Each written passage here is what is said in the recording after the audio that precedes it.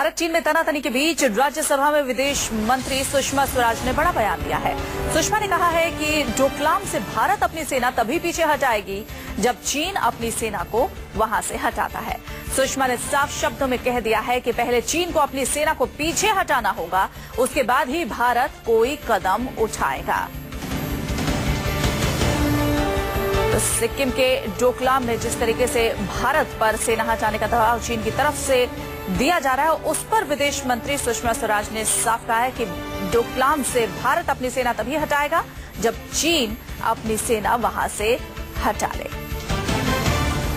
इस बार वो bulldozer, excavators ये लेकर के आए और उनकी नीयत इस बार ये है कि वो ट्राई जंक्शन तक पहुंच जाएं, एक ऐसी जगह तक पहुंच जाए, क्योंकि बटांगला उसमें मेन जगह है जहां से वो ट्राई जंक्शन पहुंच जाता, कि वो वहां नीचे आ जाएं जिससे यूनिलैटरली स्टेटस को उस ट्राई जंक्शन पॉइंट का खत्म हो जाए। तो हम जो अब इस भूमिका में आए वो इसलिए आए, जब तक चीन और भूटान की सीमा चल रही थी हमें कुछ नहीं था, हमारी अपनी सीमा विवाद चल रहा है, उसका हम लोग अपने आप हल कर रहे हैं। लेकिन ट्राई जंक्शन पॉइंट आते ही हमारा हित आ गया।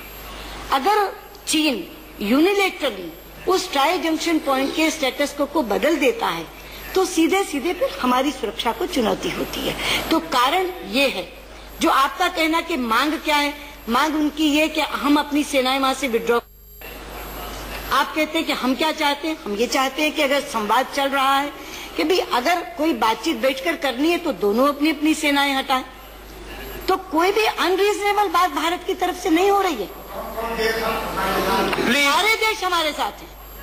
हैदर इस पर ज्यादा बातचीत के लिए हमारे साथ जुड़ गए हैं। सलमान जी, जिस तरीके से सुषमा स्वराज ने कहा कि भारत पर जो दबाव है डोकलाम से वो अपनी सेना हटा ले, ये गलत है। पहले चीन को अपनी सेना को वहां से हटाना होगा, उसके बाद भारत हटाएगा अपनी सेना को।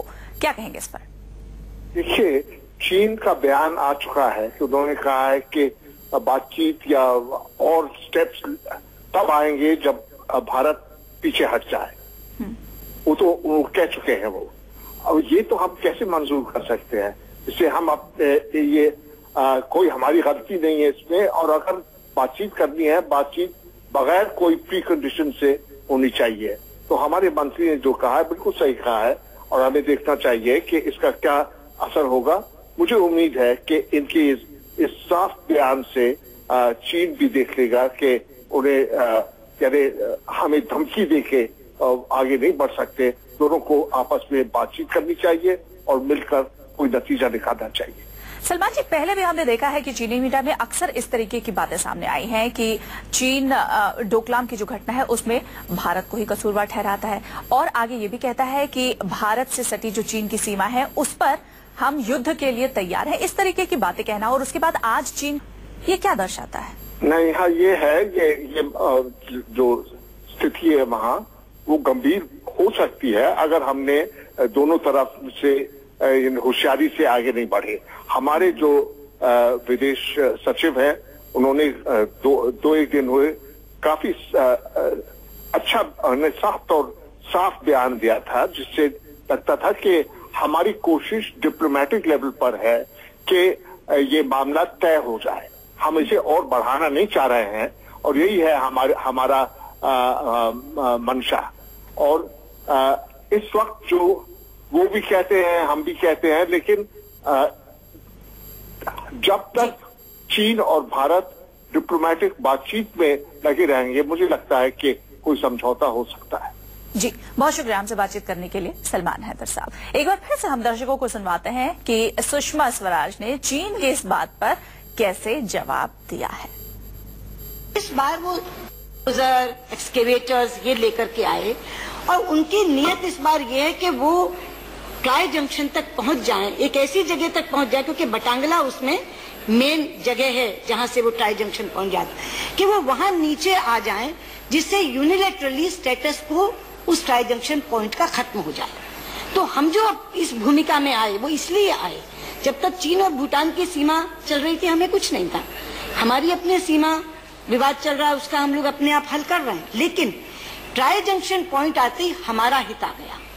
अगर चीन यूनिलैटरली उस ट्राई जंक्शन पॉइंट के स्टेटस को बदल देता है तो सीधे सीधे फिर हमारी सुरक्षा को चुनौती होती है। तो कारण ये है, जो आपका कहना कि मांग क्या है, मांग उनकी ये कि हम अपनी सेनाएं वहां से विड्रॉ।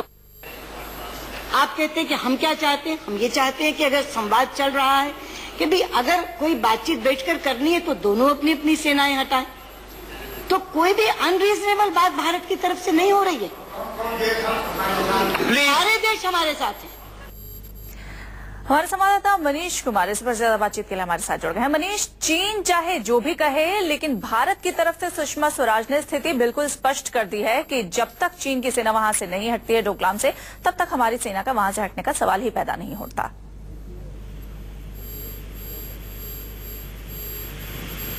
मनीष, आप तक आवाज पहुंच रही है?